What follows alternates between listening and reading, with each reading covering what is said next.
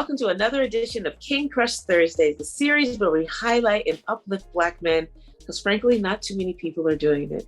My name is Val Gay, and I am super excited to bring this brother to you. He is a production and music composer whose purpose is to bring music or to create music that reflects the vast experience of the human spirit. He is a wonderful person. He's a father, he's a friend, he's a great technician. He's my friend. His name is Mr. Timothy Shepard. And hi, Timothy. Hello. How are you? Good, thank you. How are you? I'm okay. I'm trying to be peppy, but it's not working. You crack me up. You're fine. You're fine. I should also say, Timothy, as the intro, that you have been a friend to King Crush Thursday long before there was a King Crush Thursday, the interview portion of this overall project. And because you were the person that I showed the 6 questions to, and I'm just gonna get it out there in the front. You looked at them and you're like, oh, clearly a man didn't write this. I'm like, of course not. Hello. And then you reorganize the questions that and they remain, these 6 questions remain the way you reorganize them. And I'm so grateful to you, because having the that male perspective really did change, I think, how the questions are received, and it allows us to really get to know the kings that we are interviewing and learning more about. So I thank you for that. And I just really appreciate and am happy that finally, Timothy, you are here in the Zoom with me answering these questions, and you're not so elusive as you've been in the past, but I'm really grateful for you. And you know about this repository, that we're building a repository of 6 questions on our way to 100 answers by 100 different positive, successful Black men. And with the goal of one day, a young king who may or may not have positive Black male role models in his life, that he could come to this repository, see these 6 questions answered by 100 different Black men, and find himself there somewhere, guidance. And then for the rest of us who are neither Black or male, that we could also come in and look at this repository and hear the answers of, while it's only 100 men, we're adding 100 beautiful narratives to the tiny narrative that we get to see, the very myopic narrative that we get to see and hear about Black men. So I'm so grateful that you're here, Timothy. And I'm going to get started with the first question, which is, what does manhood mean to you? Manhood. Wow. Let's see. Well, first, it means protecting my family. It means providing for my family, whatever it is. And it means allowing my different members, from wife to children, to grow. Because that's sometimes we want to keep people in their own little spot as we knew them 5-10 years ago, but everybody keeps changing. And sometimes I also think it's part of God's joke that when you have a child and you understand the child's stage that he or she is at, that's fine, but that stage is going to change in 6 months. And then you have a different child and you have to get used to that. And then also, whatever you use on one child as far as inspiration and whatnot does not work on the next child. So each one, you have to find out who is what and play detective and what makes them go and get them to the best spot where they can be. So manhood is getting others to be the best people that they can be, from what I can see. That's awesome. Excellent, Timothy. Yay. Awesome. Excellent. So, Timothy, who and or what is important to you? Who and or what is important? You mean as a man or just as a person? Or this is your question to answer. However you want to answer it is you. It's on you. Well, first, I'd have to say for me personally, the first thing that's very important to me is my church and my church family, because they have shown me over the years the strength of, I want to say, their conviction, or the strength of their love, which I had no idea was there.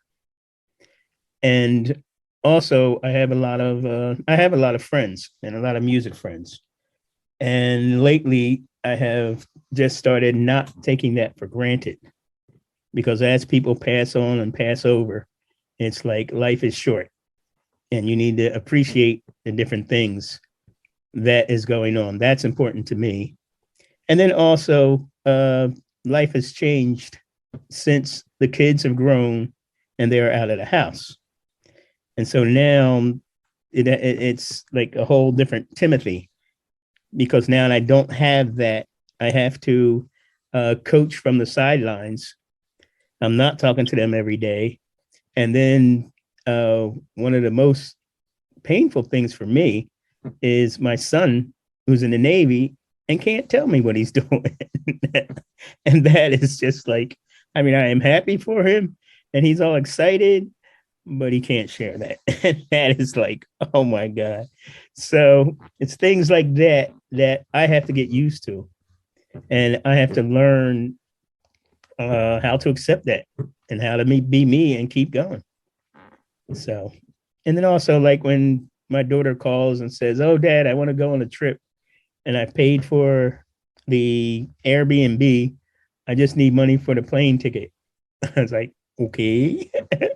Now I want to encourage that, but I really didn't want to encourage that to the tune of $800. But I did because I wanted her to go and expand, just because I don't want to travel. I wanted to encourage her to travel. And you know what that's like when your child asks you for this, that, the other, and you don't have a choice. It's like, okay. So that's a whole different life. Got it. Got it. Understood. Thank you for that, Timothy. So, how do you want us to see you? To see me, because I do a lot of technical work and a lot of live streaming, and I help people navigate doing the things they want to do through technology, because a lot of people just are baffled by technology. And not that I know everything, because I do not know everything, but I have a lot of friends who know things, and I have phone numbers and I call them. And also there's YouTube. So if you ever want to learn, go to YouTube. That will teach you almost anything you need to know about anything. So I have become a serious fan of that. And so people know me as somebody they can depend on, and somebody they can call with obscure questions, and somebody can help them through, because I help a lot of people through funerals, live streaming funerals, and that's helping people at the worst time of their lives. And the work I do with slideshows is helping them in the healing process, because it helps them to continue on, and it helps them to honor the ones who have passed. So I help them to honor the ones who have passed the way they would like to honor them. And so that's what I like to be known as. And then also when I'm playing my music and collaborating with different people, because I've been told, one guy just had to laugh because a friend of his had told him about me, and then I went over to see him, and then he's like, "Oh my God, he's a monster," on the piano. And that was just funny. I found that hilarious. But that's one of the things I really enjoy, is the music and working with people. That's awesome. That's awesome. Excellent. Thank you. So, Timothy, what is your epic dream? My epic dream. My epic dream is to do a play at the Wilma, or a theater like that, starring yours truly, Valerie Gay, because I've already started writing it. And this is, it's called actually The Closet. And this is where you basically go back and do different changes, costume changes, and people can see it through the scrim, and then come out and do the song that has to do with the costume change, because I've heard you do the different songs. I've always loved the way you do the different songs. And I love your variety of songs. And I know that would make a fantastic show. So I wanted to do that as one of my first shows. That would be my epic thing to do. Wow. Wow. Yes. Okay. And I would continue, but it would take too long because I have it all laid out. Wow. It's really laid out well. Okay. So. Okay, Timothy. Wow. Wow. Okay. But you all right. So I'm a little speechless. Okay, Timothy. So we're at question 5, which is Timothy Shepard. Who are you? Who am I? Who am I? Well, I am a person that has a lot of empathy for different people. And that came from literally being left out of so many things as I was younger. And so now, like what I do with my church and other groups that I'm involved in, I kind of make sure that everybody gets involved so that they are not left out, because I know that feeling. And one thing that has helped me to realize is that God does not give one person everything. He will help you as long as you are on the road, but he will not tell you who has what in order to help you. So you have to figure out who has what for what direction you're going, because he will send you people and they will be there. But if you don't open your mouth and if you don't keep going in that direction, it'll never happen. So. Wow. Got it. Okay. Got it. So here we are. We're at question 6, which is there anything I should have asked you that I didn't ask you, or you wanted me to ask you that I didn't ask you? In other words, what did I miss? Probably tomorrow I will say, oh, she missed this, that, the other, this. So right now, I can't see anything that you have missed or that you have missed about me. Because that gives you, I hope that gives you some idea into my world. But the one thing I did want to say is this: as far as at the beginning, when you talked about the questions and the reordering of them, the one thing you left out, or I don't know if you know, but it's very big of you to be able to accept that and accept those changes, because not everybody, when they're doing a project, can accept a change. And I didn't, from what I remember, I didn't change the questions. It was just the order. But that speaks volumes of you in order to do that. And that's also why you're my friend. Oh, thank you, Timothy. Thank you so much. I just really appreciate you. You know, we've worked together over the years for years.